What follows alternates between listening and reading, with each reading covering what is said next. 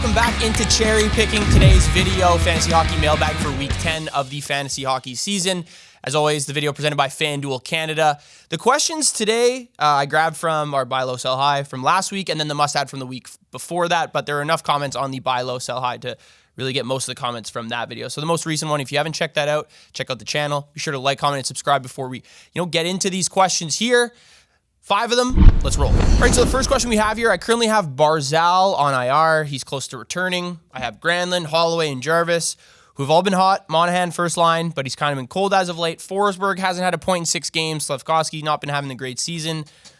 What do I do? It's pretty much what this guy is asking at this point. From first glance, just looking at these names, I think the most disposable, in my opinion, is either Holloway, Slafkovsky, and then if you have, like, centers are always disposable in fantasy hockey because there's so many good ones and so many of them.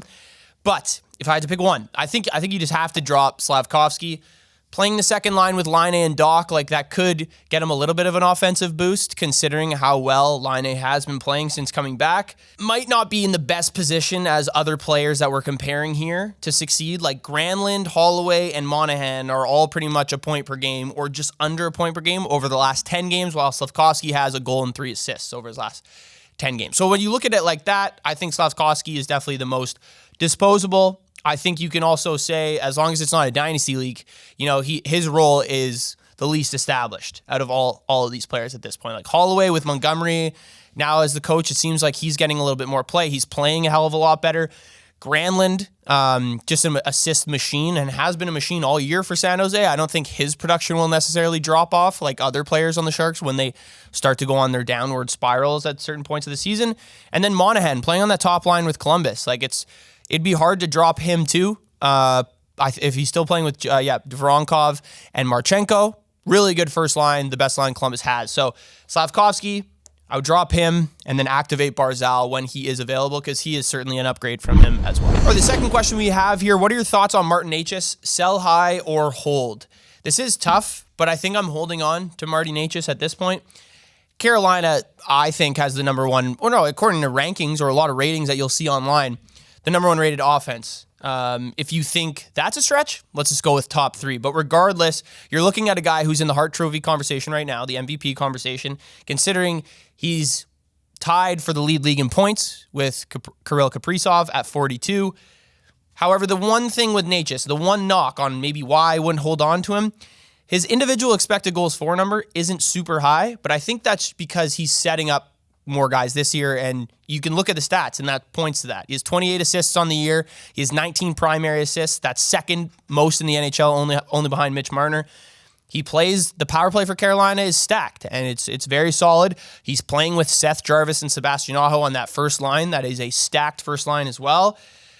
It comes down to if you need a premier goal scorer. He's top 15 in goals still to this point, but I would say if there's one category we're going to see a little bit of regression in, it's probably going to be goals for Martin Necas. So if you want to go get a goal scorer, like I know the Devils kind of went on a little bit of a lull there offensively for a bit, but I think going after a guy like maybe Jesper Bratt or Jack Hughes, maybe you can get for Martin Necas right now. That might be a little bit of a stretch, but even Bratt, if you want more goals, I think Bratt will score more goals than Necas this year.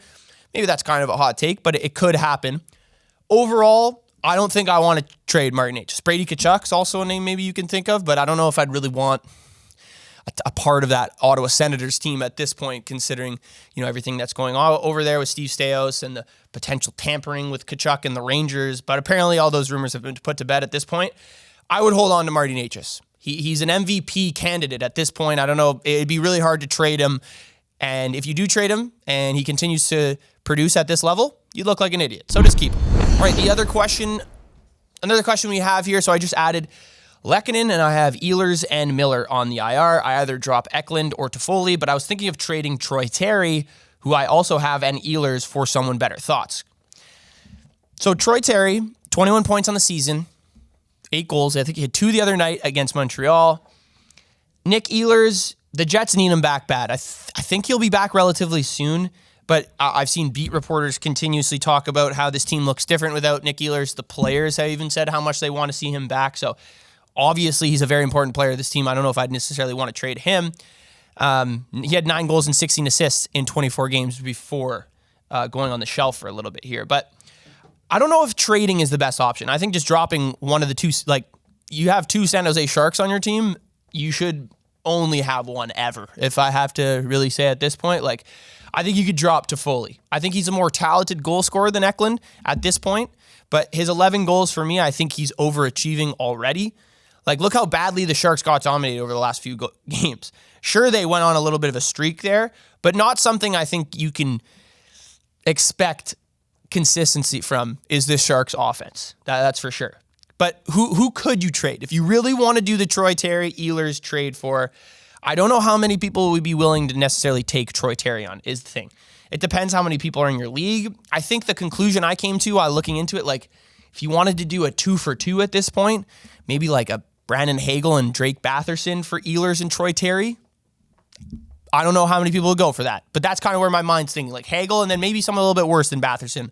Because no, I'll tell you right now, no one is going to trade you one really good player for two solid players or two average players. It's just not, there's not really a benefit to the person trading the one good player away unless he really needs more depth. But in fantasy hockey, right, there's always players you can pick up. So he's going to have to drop someone from his team. And if his team's good, he's not going to want to do that. So it's very hard to trade a 2-for-1, in my opinion, unless there's draft picks involved. So I think your easiest decision and your best decision here for this scenario that you're in is to drop Tyler Toffoli. All right, would you potentially drop a struggling Bedard or Stamkos and pick up J-Rob, Jason Robertson on the Dallas Stars? Get Steven Stamkos off your team at this point. This Nashville team, like I've talked about how I think Stamkos is going to find his footing. He's going to find his footing. He's going to find his footing. But there's just a huge lack of consistency for Stamkos, for this Predators team. And like, I'll be honest, Saros hasn't played incredible. I think that's a testament to how Nashville has played this year. They give up a ton of odd man rushes, turnovers in their own zone. It's just a team that I don't think has really been built that great, which is surprising because I think Barry Trotz is a really good coach. Maybe GM isn't really his role, but I also don't think Andrew Burnett is necessarily the right coach. So that's my little Nashville tangent there. I would drop Steven Stamkos, though. I would drop Steven Stamkos and pick up Jason Robertson. Sounds like you're in a pretty shallow league at this point, like maybe 8 to 10 teams, 8 teams or less, considering Jason Robertson is on the waiver wire. Yeah, I would drop Stamkos for J-Rob, keep Bedard. I think Jason Robertson has a much higher ceiling with the Stars than Stamkos does with the Predators. And it makes sense because Dallas, I think, is just going to be way better throughout the regular season than Nashville will be. Also, keep Connor Bedard for sure. Do not drop Connor Bedard. All right, the last question we have here. Should I trade JT Miller for Tage Thompson? JT Miller will be back soon. He started skating. So no, I would keep Miller. I would definitely keep JT Miller. The Sabres are kind of like the Preds, but they've just been doing what the Preds have been doing for like 20 years or 15 years, let's say. They're just a dumpster fire and always have been, always will be until they fire Kevin Adams, in my opinion.